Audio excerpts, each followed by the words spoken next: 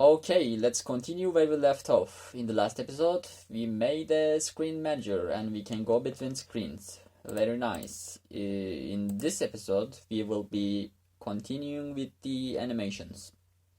Before we go into the animations, I want to talk about how we will handle our resources first. So I collected some free assets from the internet. I will be putting this into the description, of course. So, but instead of using these individually, I will be packing them together and using that one instead. I will be packing these and using the one big file as our resources. You might be asking why, because it is faster. It's faster on the GPU. For example, drawing these one by one, GPU will draw that image and only the part of that image. So we will not be sending textures to our GPU occasionally. Okay. So how will we do that? We will be using a program called Texture Packer, GDX Texture Packer. I will put this link into the description as well. So come to this link and download this one. After you download it, you can go and open with whatever your OS is. But don't forget you need Java to run this. Okay, let's run this. This process is called Texture Atlas. We will be making a Texture Atlas and using that one. Okay, so our program is open. Let's go and select all of these assets and let's drag them into our program, shall we? I dropped this and let's name this my atlas. Output directory should be, let's put it here. And I will click this pack all button here. We have our texture pack. You can change a lot of different options here. I will just leave it as it is. So our texture is ready. I can close this. I don't want to save. Let's look at this. All of our sprites are in one big file right now. So we have our atlas image, and for example, let's open this with a notepad, and you can see it's just this adventurer attacked frame is on this position on this image. It tells us individual where the individual sprites are. Okay, very good. Let's copy these two and I will paste these two into my resource folder. Let's reveal in Explorer and paste here. Okay, now we can access those resources right now. Let's try it. First of all, in the main function, remember this is the first called function. I will hxt.res.init. As you see, we have three different functions here. This is for pack files, this is for embedding the resources into the project, and this is for local files. So I will be using this because later on I wanna use live resource reloading. So we will need this one. Okay, we init our resources here, so I can directly access this my atlas file. So let's go into the gameplay screen, but let's not forget to change our starting screen. We in the last episode we were starting with this menu screen, and after 2 seconds we will go into gameplay, but I wanna just start gameplay right away. So in here, let's look at our game. See, in the init function we specified the menu as the first screen. I will change this to gameplay. and I can delete this now. Okay, we will start with the gameplay right now. I will create a variable called run. This will be our h2d.anim, and in the init function I will assign this to a new h2d.anim. I believe this constructor wants from me the array of tiles. Let's see. Let's look at it. Yes, frames, and it's array of tiles. So for example, if you put something like this, tile 1, tile 2, and this will be animated. But since we are using texture atlas, this will be a lot easier. I will pull some tiles from that texture atlas. Let me show you how you do that. You type hxd.res, and you can access all of the resources from here. For example, when I type dot, we will see our atlas here and this text file here. I will pick atlas, and our atlas has some functions. Let's see them. And we have get anim. I will use these two for now. This will give me a single tile. For example, the key was a single tile, I guess. Let's see, key. Yes, this golden key is just a single tile. So if I wanted to show this on screen, I type get. But for example, if I want to show running animation, see there's a lot of frames here.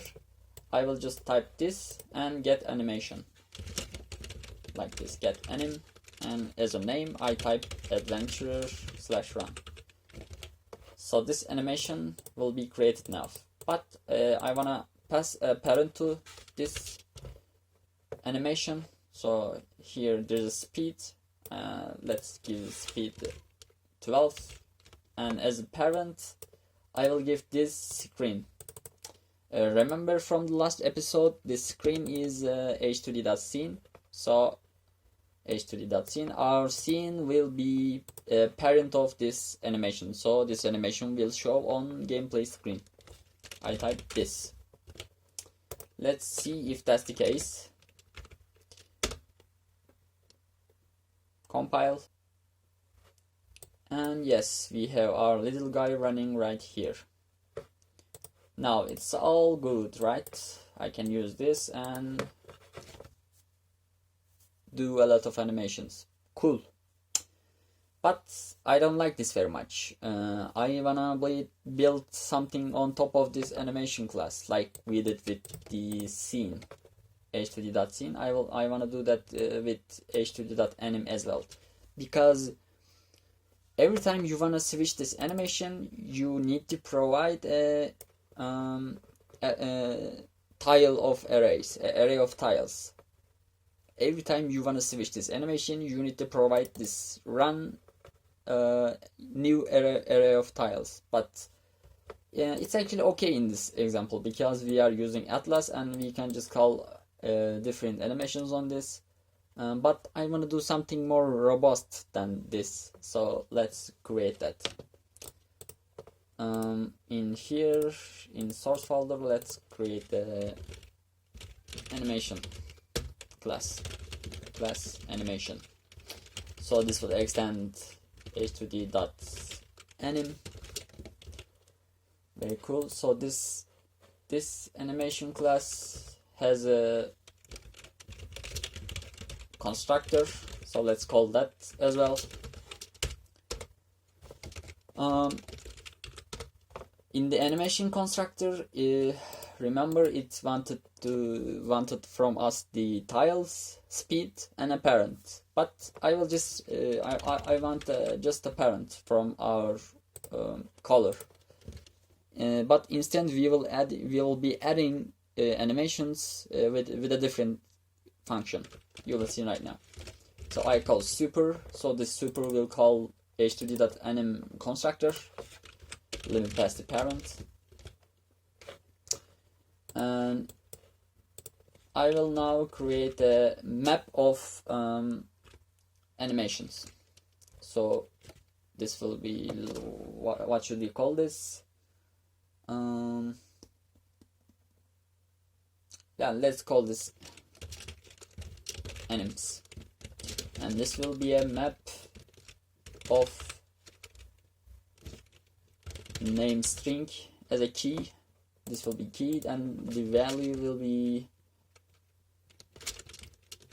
array of tiles. Okay, so let's initiate this as well. Let's initiate the animes new map. So this tile is actually http.tile. Let's put that. Okay, very cool. Let's create an add function. This will be public. I want name from the color. I want tiles. This. And I want to know if it is loopable. And mostly it will be loopable, so I will put a true here. This will be, if this is not called, then this will be a loop. Loop will be equal to true, so it's like a default parameter. And I want speed. Let's put this 15 because it was 15 on the animation, so let's put that way. I want to change this with loop actually. Okay, cool. I will put question marks as like, if you put question mark here, this will be nullable. So if they put null here, it will be this.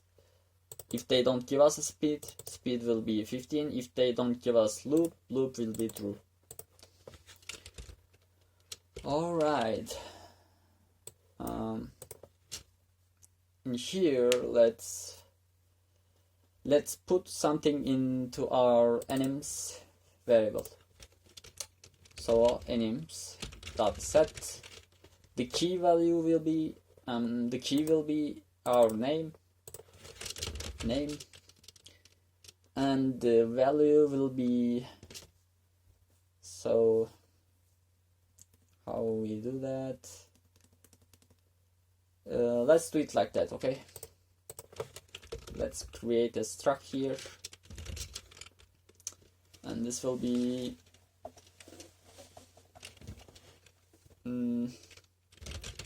let's call this anim container.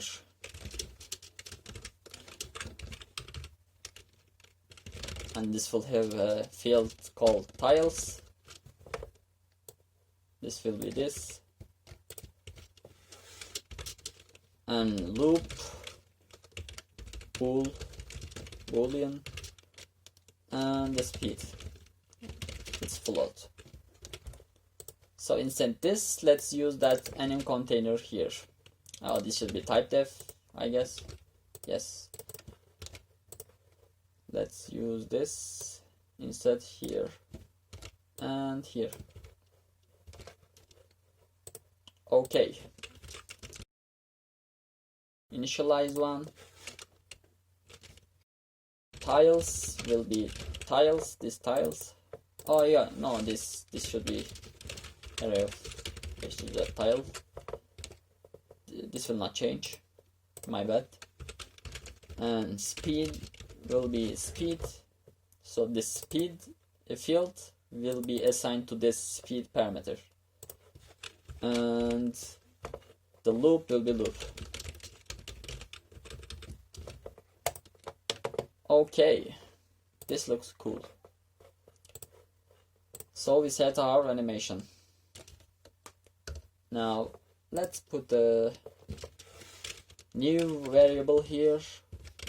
Let's call this current animation. This will be string. This will contain our current animation playing, the name. So if it is null, if it's null here, current animation is null. Let's Okay, let's do it like this.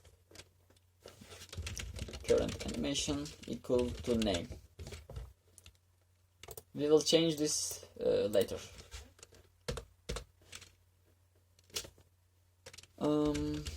Let's create a private helper function here. Let's call this play anim.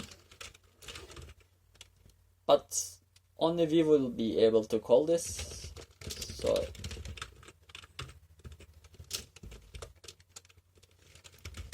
when we call this play animation, we will set our animation to name, this parameter. So let's change this here. Now, name. And so this, you see this speed and loop variable. Actually the h3d.anim has speed and loop values as well. So this, when I type this dot loop, I can access the loop variable in the anim class. So I will change these variables, the speed and loop variable, according to our current animation plane. So how will we do that? I said loop. Look at here, there is no loop in the parameters, so this loop is coming from this animation class. So I will be setting this animation classes, this object's loop variable according to this current animation. So anims, to get the current animation, I pass the name and dot loop to access the loop field. Same for speed,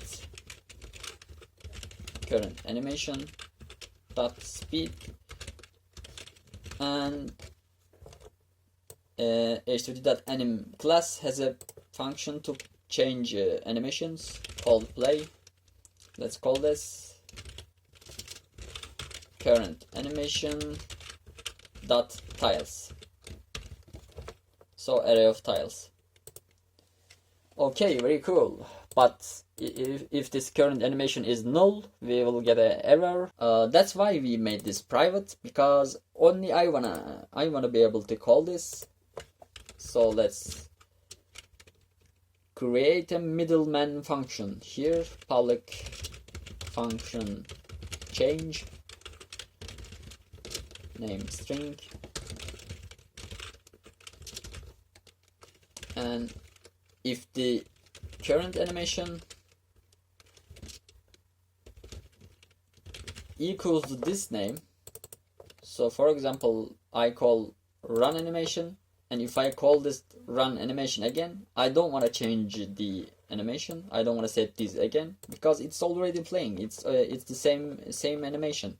If I want to restart it, I will create a new function here called restart, but since we are playing the same animation, I don't want to change this, so I can call return here, and let's lose the brackets, and let's add one more condition here, and let's check if this name is exist in our map. So we will do that by anim.exists and pass it the name, and this will be not, because if not exist, if this animation not exist, and we will return this is anims. Okay, now we can safely call the play animation and pass it the name. Okay, very cool. Let's create the restart function as well. Restart. So this will just since we just wanted to restart the current animation, I don't need to set these, because the current animation is already, our loop is already set to the current animation loop, right? I just want to call this play function, so it will start from the start. So let's do that. I'll just call this right here. Okay, nice. our animation is our animation class is ready to use. Let's try this, shall we? Let's call this player now, because it's just not only the run animation. This will contain different kinds of animations. Let's call this player animes, and instead of htd.anim, let's call animation. So in the constructor, I will just pass this as a parent, this screen as a parent, and now I can add some animations here. What is the error? Let's look at this.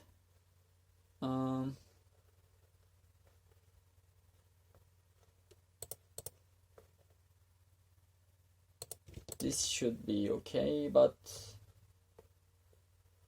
okay, let's give a type here, because it thinks that this look here, all of these three parameters are nullable. So this can be default, this can be null, this can be null. So when I give just a parent, it thinks that my parent is frames. So if I give explicitly the htd.object as a parent, now this will understand that I am giving a parent here. The hacks will understand that. So this should be fine now. Okay, it's fine. Yes, cool.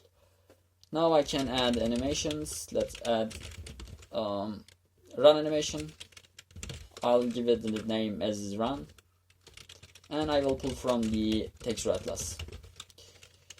My atlas.getAnim adventure run speed 12 loop through. I don't even need to give this because it's already true as a default. And let's add one more animation to prove our point that our animation class is better. Let's give this an idle, and this will be adventurer idle. It's here, by the way. It's here, adventurer / idle. Yeah, we have our idle animation. Okay, this will be loop as well, and it will be 12. Now when I run this, it will play idle. Let's see if it is. Yes, it's playing the idle animation. It's a little bit fast, actually. Let's make these 8. Okay, the other idle play animation is playing. Let's change that animation. Now we have our DT here, right? Let's create a time here. Float. I will add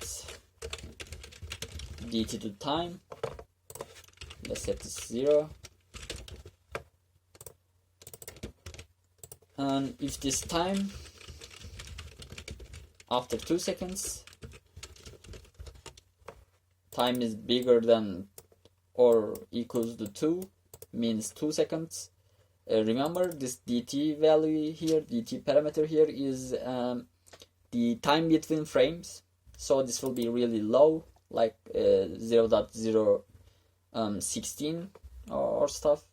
So it will accumulate the time, and when the time is 2, that means that it's 2 seconds.